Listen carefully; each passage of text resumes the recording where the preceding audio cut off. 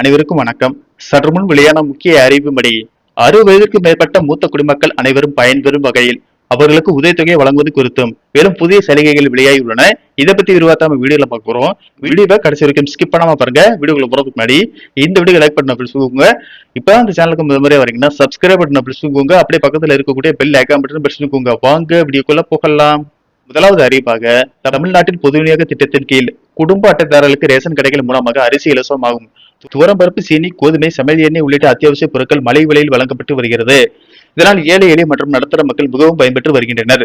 மேலும் தாய்மானவர் திட்டத்தின் கீழ் வயதான முதியோர்கள், மாற்றுத்திறனாளிகளின் வீடுகளுக்கு சென்று ரேஷன் பொருட்கள் வழங்கப்பட்டு வருகின்றன.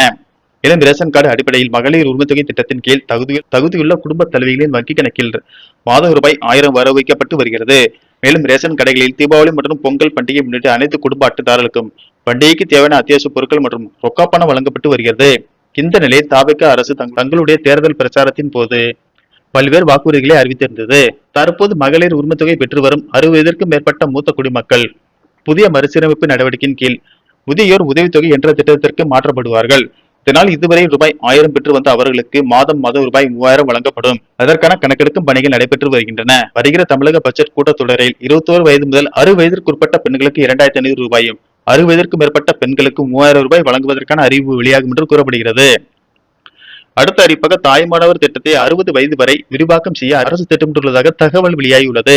இது குறித்து கூட்டுறவுத்துறை அதிகாரிகள் கூறியதாவது: முதியோர் மாற்றுத்திறனாளியின் வீடுகளுக்கு நேரடியாக சென்று ரேஷன் பொருட்கள் வழங்கும் தாய்மானவர் திட்டம் கடந்த திமுக ஆட்சியில் கொண்டுவரப்பட்டது.